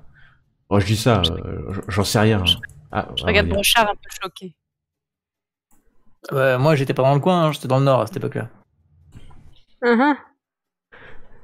Bon, à l'époque, je dis pas que j'aurais fait mieux. Mais bon, ça, avec Nadine. Et dans cette même période, je pense que j'ai rien d'autre à vous demander. Bon, en tout cas, n'hésitez pas. Vous avez les coordonnées de la mairie, vous m'appelez hein, quand c'est ouvert. Il va vous donner son numéro de téléphone. Il a un fixe, il a pas de portable. Si vous avez des questions. L'histoire de la place. Vous avez entendu parler de cette affaire là, Mélissa Laplace. Oh. Non, mais ça, m'en parlez pas. Ils ont trouvé ses affaires. Vous savez où ils ont trouvé ses affaires? Non, dites-moi. Ouais. Bah là, dans le village. Pas très loin de l'église, hein. Ah non, mais... Non, ça a été... bien sûr qu'on a suivi, c'était dans toutes les informations nationales. Oui, c'était quelque chose... Enfin, c'est grave, hein, c'est une sale histoire, hein, la pauvre ptiote. Elle s'est fait embarquer. Mais rien qu'à y penser, moi, moi, j'ai pas d'enfant, hein. Mais on fait ça à mon Elle s'est gosse. fait embarquer? Comment ça, elle s'est fait embarquer? Les mecs qui ont fait ça, je leur défonce la gueule. Et puis, vous voyez qu'ils serrent les poings, quoi. D'une violence retenue, un peu énervé par ça, en fait. Excusez-moi, je me suis laissé emporter, mais... Attendez, vous dites que ces affaires ont été retrouvées près de l'église. Qu'est-ce qu'elle avait comme affaire? Vous vous souvenez? Qu'est-ce qu'elle avait comme... Non, non, je me rappelle pas. Mais ouais, c'est ce que j'ai cru comprendre. Elle a été retrouvée où, son corps? Au lac, c'est ça? Le Ouais. lac bleu. Ouais, c'est pas très loin, le lac. Mais si, quelques jours avant, on a retrouvé ses affaires. C'est un promeneur qui avait retrouvé ses affaires. Ça nous dit quelque Dans le chose club. en rapport? Enfin, La place Mélissa, née en 95, 18 ans, étudiante en histoire de l'art. Voiture grise, traversant village, corps immergé pendant 15 jours. Torture pré-mortem, yeux arrachés, ça nous rappelle quelque chose, hein. est-ce que Puis vous a vous rappelez quand brûlé est-ce qu'elle a quitté la à maison? la cime de sa poubelle de 100 litres. Professionnel. Non, j'ai rien dessus, moi. J'ai pas noté. Trop de notes sur l'étude du dossier lui-même, hein. J'ai pris des notes sur ce qu'on a découvert avant d'ouvrir le dossier, mais En tout cas, vous avez cette information-là. Parce que c'est assez récent, ça fait 3 jours, hein, que vous avez eu ce rapport.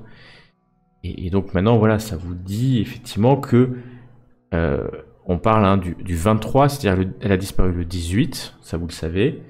Le 19 déclaré, les recherches commencent le 20 décembre. Et le 23, on a retrouvé ses vêtements lacérés, tachés de sang, près de l'église de Dardenac. Et donc c'est pour ça qu'en face, il est un peu gêné, le maire. On l'a trouvé là, quand les gendarmes, après, ils ont fait les battus. D'ailleurs, moi, j'ai participé, hein, aux battus. J'ai demandé à tous les gens du village, hein, de participer à ces battus, parce que on peut pas laisser... Petite, on avait peur, hein, cette petite. C'est pour ça que moi, honnêtement, je sais ce que c'est, moi. C'est un rôdeur, hein. C'est un rôdeur. Il y a des... De temps en temps, il y avait des légendes urbaines quand j'étais au lycée. Il y avait ces légendes il y avait des filles qui disparaissaient de temps en temps. Je sais, moi, on va en parler au lycée. Alors c'était ces trucs. Souvent, c'est des fugues. Ouais, mais j'avais rencontré il y a quelques années une femme. Son nom m'échappe. À peu près mon âge. Simon, elle s'appelait. Stéphanie Simon. Une assistante sociale qui travaille à la DIDAMS des Landes. La DIDAMS, c'est la direction départementale des actions médico-sociales. Alias la DAS. la DAS. Et je sais que à l'époque, elle était repassée il y a quelques années à Dardenac. Elle était dans le coin, puis on avait discuté parce qu'on avait le même âge. Elle avait vraiment le même âge que moi. Et puis elle s'occupe des enfants et elle m'avait dit elle avait écrit un livre. Elle a écrit un livre. Ce truc. Attendez. Il rentre, vous entendez trifouiller. Et puis il sort avec un paplard. Ouais, elle m'avait donné le nom. Faut dire qu'elle était mignonne, hein. Puis j'étais divorcé, vous comprenez, hein. Bon, voilà. Elle a écrit un livre qui s'appelait Avant du trou, avant Toulouse, avant Outreau, rumeur bordelaise. Stéphanie Simon, voilà, c'est son nom. Est-ce que vous avez un exemplaire de ce bouquin? Oh, je lis pas, moi. je lis pas, lieutenant. Et Simon, ça me dit quelque chose. On en a Stéphanie parlé Simon. Ah, c'est pas une chanteuse, hein, par contre, ça, je vous garantis.